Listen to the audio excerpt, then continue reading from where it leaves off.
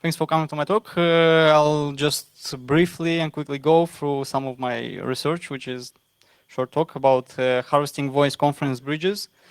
You might ask what's all about. So basically, you might have used it at least once, where you dial into a bridge and you have like a big conference call with developers, product management, so on and so on. It's used on a daily basis from university to enterprise, so on.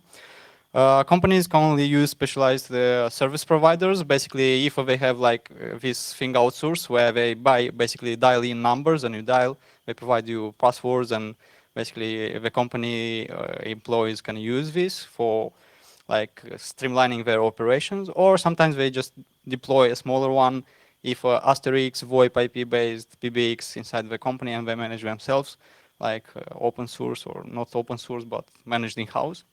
Anyway, both of these have like both internal and external access numbers. So basically, employees on the road can dial in from anywhere in the world to have a conference call to make the business running. So how this research started? Basically, I usually like massive and large-scale data collection. I was working in a company with 20,000 employees, and you know, there's like a lot of data in their Outlook and Exchange servers. You know how it goes. Now, why these phone numbers? I mean, a lot of research done on collecting private information or data like email addresses, but this is one thing.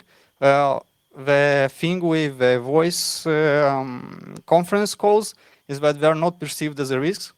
What does it mean? It means that the companies and the people do not perceive it as a risk when a person taps into a call and basically records intelligence out of the call. If you remember the case anti-sec rules against FBI, basically it was exactly this case. Even the guys in FBI were not aware that somebody is taping there. So basically leaking intelligence without even knowing. And the worst thing is like, you know, it's a telephone system. It's PIN-based, and usually it's like 4 digits. Okay, now we have 8 or so on, but anyway. So it's very limited security features, and there is not so common to have a lockout because users put their pins in hurry. Sometimes they just mistake, and it's a trouble if their account or conference call gets blocked. So usually they are not blocking out incorrect pins. So brute forcing is a very viable option. Okay, so the other thing is that it's a hard task to do, and usually you need basically voice is one thing, but to automate everything, you need reliable and transcript from voice to text, and then have some actionable intelligence on this text, which you can do if by having APIs like Alchemy API, OpenCalais, and Manta Coveo. I'm sure, guys, you use some of these. Or you can use Google Mail or some open APIs, which is more or less free. Also, you need reliable voice transcript extraction, which you can do with Google Voice or Siri kind of stuff, or you can use more professional ones. Okay. Sorry. So conference rooms are very tightly linked to this topic, because usually you have those conference rooms in Outlook and Exchange, which has a lot of information, and usually people share documents which are to be discussed in the conference call, and usually they put the passwords and the phone numbers in those details. And guess what? Because it's conference rooms, usually it's a shared resource. It's not password protected, so that anybody in the company can join the conference. And if you have like a company worldwide with 500 conference rooms worldwide, just automate how you do this. For example, this is the interface usually. For example, you have like library, you have very well structured data, more or less, and you have all the details. Like if you click on one of these, you'll have details with bridge and pin codes and so on.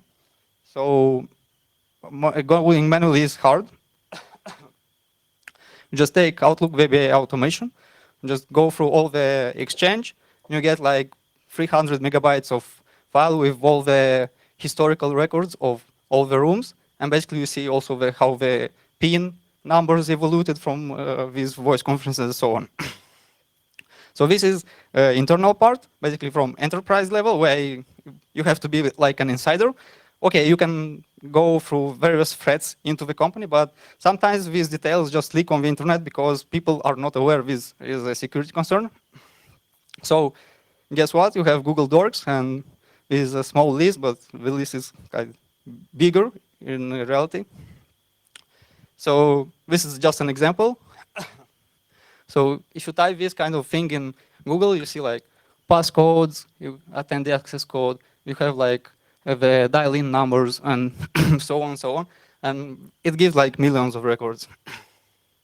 So one thing you can learn PIN policies or password policies, you can learn the numbers, you can dial in and just wait and then record the wave file. And also you can do some other intelligence gathering. So just in a nutshell, I'm not sure how I'm doing with time. 2 minutes, okay, cool. So harvesting is like, the first step is find conference detail, as I explained, like have Insider or Outlook VBA script kind of things. Google Docs, or just have those kind of leaked emails like FBI anti-sec case. Then you just take all that big data set, just run it through Gmail, and then, or I mean, if you're not able to afford the API or don't want to write a script, you just throw it in Gmail. Then you can automate a call-in and call-out authentication using Skype or any other VoIP-based client, which is programmable via Python or whatever your flavor is. And then the last step is a little bit harder. It's like more artificial intelligence. And I mean, the goal is not yet to be here, but at least to be here to record everything. And you have some tools and frameworks. Okay. This is a real life example. That's the original mail which got leaked or got somehow sniffed. If we run it through Gmail, you see that Gmail actually automatically detects the number. Where you click, it opens up the just call it. So they have this kind of tools already built in. And they also detect the date.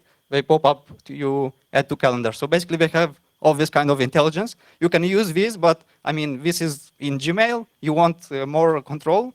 So basically you use Python lib phone numbers and Python date util. You integrate with Skype VoIP scripting. So you can see that from this text, basically we extract the phone numbers and the date, okay, and January 17th. So we basically gather in a script automated manner all the intelligence, know when to connect, to which number to connect, which pin to dial, and so on. So just periodically audit and validate the shared calendars. Watch out what data your employee published to the internet, because voice conferencing is sensitive. And thank you.